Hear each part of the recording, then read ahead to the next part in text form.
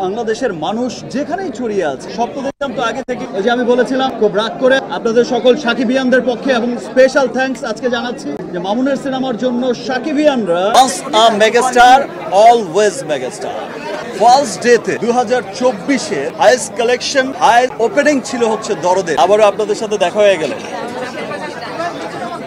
অনেকদিন ধরেই দরদ দেখার জন্য খুব উদ্গ্রীব হয়েছিলাম, আর আসলে এবার দরদ আমি যেমন এক্সাইটেড ছিলাম তেমন আমার পাশাপাশি আমার যে কোম্পানি রিমার্ক গার্ডেন আমাদের সকলেই খুব এক্সাইটেড ছিল যে আমরা সবাই একসাথে দেখব রিমার্ক পরিবার। সো আজকে একনল পরিবারের পক্ষ থেকে আজকে এই শো এর আয়োজন করা হয়েছে। চমৎকার একটি সিনেমা দরদ। আসলে আমরা দরদ খুব সিম্পল একটা গল্পের সিনেমা দরদ। চরিত্রটা যে অ্যাটলিস্ট ভালো লেগেছে, আমারও খুব ভালো লেগেছিল যখন আমি মামুনের কাছ থেকে গল্পটা শুনেছিলাম প্রথম। শেষের দিকে আমারও মনে হয়েছে বাহ, খুব চমৎকার স্টোরি। দরদ আসলে খুব দরদের একটা সিনেমা। দরদ আপনারা যারাই দেখেছেন আপনারা সকলেই দেখেছেন যে খুব বিশাল আঙ্গিকে খুব তামঝামওয়ালা কোনো সিনেমা না, খুব বিশালত্ব এখানে নেই। কিন্তু ছবি দেখতে দেখতে দেখতে ছবির শেষ সময় যখন চলে আসে মনের অজান্তেই কিন্তু চোখের কোণে পানি জমে যায়। মনের অজান্তেই সবার এত ভালো লাগা তৈরি হয়ে যায় দরদের প্রতি। সো গল্পের ডে 1 থেকে আজকের দিন পর্যন্ত আমরা দরদকে দরদ দিয়েই ভালোবেসেছি এবং দেশের মানুষও এই প্রতিকূল অবস্থার মধ্যে আমি খুব অবাক হয়ে গেছিলাম। আমি তখন ছিলাম না, আমি আমার বরবাদ সিনেমার শুটিংয়ে মুম্বাইতে ছিলাম। আমি যখন শুনলাম আমার এতটা এক্সপেকটেশন ছিল না। যে আপনারা জানেন যে বিভিন্ন কারণেই হয়তো মামুন তেমন একটা পাবলিসিটি করতে পারেনি, প্রচারণায় তেমন খুব একটা আহামরি কোনো কিছু করতে পারেনি, ঠিক সময় মতো চেষ্টা করার সত্ত্বেও অনেক কিছু দিতে পারেনি। কিন্তু সবাই খুব চেষ্টা করেছে, মামুন খুব চেষ্টা করেছে, আমার প্রোডাকশন টিম খুব চেষ্টা করেছে। এত চমৎকার একটা সিনেমা কেন প্রেজেন্ট করবে না চমৎকার করে? আমরা সকলেই খুব শঙ্কিত ছিলাম যে দেশের এই সিচুয়েশনে আসলে সিনেমা দেখার মুডে মানুষ কতটা আছে, বিনোদনের জন্য মানুষ কতটা উদ্গ্রীব হয়ে আছে, বা সিনেমা দেখতে কতটা আসবে বা কেমন লাগবে। বাট আমি যখন শুনলাম বা আমি দেখলাম পরের দিন সোশ্যাল মিডিয়াতেও যে ফার্স্ট ডেতে 2024-এর হাইয়েস্ট কালেকশন হাইয়েস্ট ওপেনিং ছিল হচ্ছে দরদের।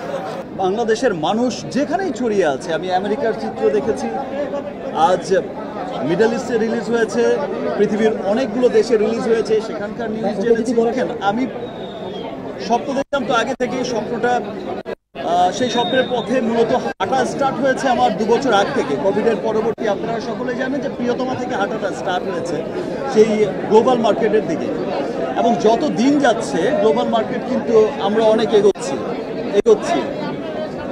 আমরা কিন্তু আফটার প্রিয়তমা রাজকুমার পর দেখলাম তুফানের পর দেখলাম দরদ। এখন গ্লোবাল মার্কেটে কিন্তু আমরা ডে বাই ডে খুব রিচ করে যাচ্ছি। আমরা আমাদের স্বপ্নের কিন্তু সেই লক্ষ্যে এখনো পৌঁছাইনি, এখনো যেতে হবে অনেক দূর, এখনো কাজ করতে হবে, এখনো অনেক দূর যাওয়া আমাদের বাকি। মাত্র তো শুরু হলো। ঈদ ছাড়া হাইয়েস্ট ওপেনিং ছিল বাস। দ্যাট মিনস ঈদ ছাড়া সিনেমা সবসময় সুপারহিট হয়েছে। ইনফ্যাক্ট আমার ক্যারিয়ারে যত সিনেমা এসেছে, বিগ হিট সিনেমা, সেটা আমার প্রিয়া থেকে যতগুলো সিনেমা এসেছে, কোটি টাকার কারণে যতগুলো বিগ হিট সিনেমা এসেছে সবগুলো কিন্তু ঈদ ছাড়াই এসেছে। বিকজ ঈদে একটা কম্পিটিশন কিন্তু থাকে, অনেক সিনেমা ভিড় থাকে, কিন্তু ঈদ ছাড়া কিন্তু একক সিনেমা থাকে। তো এটা সবসময় প্রমাণিত হয়েছে। আজকে দরদ দিয়েও আবার প্রমাণ করলো যে না, ঈদ ছাড়া সিনেমায় অনেক বেশি সুপারহিট হওয়ার অপশন থাকে। এবং ইনশাল্লাহ আমরা আরো সুন্দর সুন্দর কাজ করব এবং আমাদের সেই লক্ষ্যে পৌঁছে যাব। এটা দেখে কিন্তু মনে হয়েছে যে না, দেশের মানুষ আমার দেশের সিনেমাকে সত্যি অনেক ভালোবাসে। আমার দেশের মানুষ আমাকে অনেক ভালোবাসে। আমার দেশের সিনেমাকে ভালোবাসে। এখনো কাজ করতে হবে, এখনো অনেক দূর যাওয়া আমাদের বাকি, মাত্র তো শুরু হলো। দুলুমিয়ার কথা আপাতত সিনেমা হলে দেখেন। Thank you. আজকে হচ্ছে মামুন, যেমন ওই যে আমি বলেছিলাম খুব রাগ করে আপনাদের সকল সাকিবিয়ানদের পক্ষে এবং স্পেশাল থ্যাঙ্কস আজকে জানাচ্ছি যে মামুনের সিনেমার জন্য সাকিবিয়ানরা এত শ্রম দিয়েছে। আমি সাকিবিয়ান আমার সমস্ত ফ্যানদের কাছে, সমস্ত সাকিবিয়ানদের কাছে অনেক অনেক কৃতজ্ঞ যে তারা এই সিনেমার জন্য অক্লান্ত পরিশ্রম করেছে, এখনো করে যাচ্ছে। আমি সত্যি সাকিবিয়ানদের নিয়ে অনেক গর্বিত যে আমার ভালোবাসার সাকিবিয়ান আছে।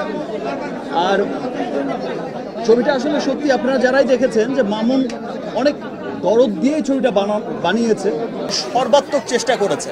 দেখেন মামুন যখন দরদ বানিয়েছে তখন আজকের যদি আপনি বরবাদের কথা চিন্তা করেন, সেই বাজেট কিন্তু মামুনের ছিল না।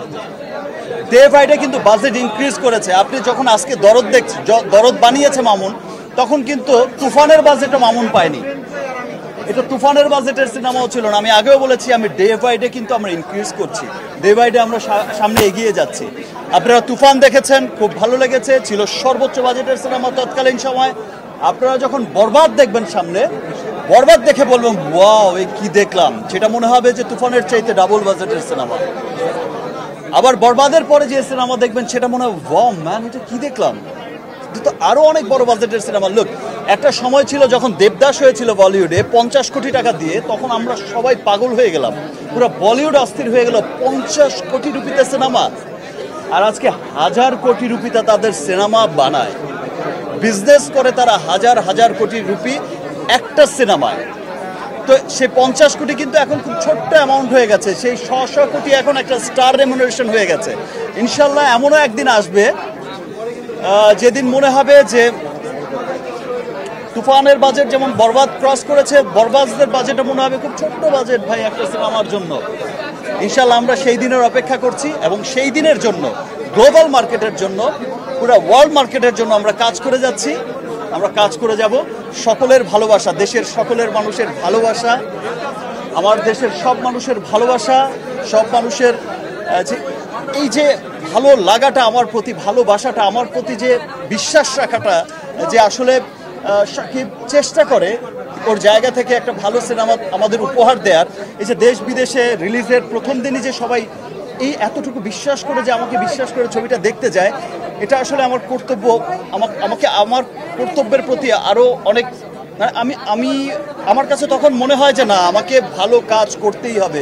সেটা যদি পুরো বছরে হয় একটি সিনেমা, সে একটি সিনেমায় আমাকে ভালো কাজ করতে হবে। বিকজ আমার দেশের মানুষ, আমার সকল সাকিবিয়ান পুরো পৃথিবীতে ছড়িয়ে আছে, যত বাঙালি আমাকে বিশ্বাস করছে যে আমি একটি ভালো কাজ উপহার দেব।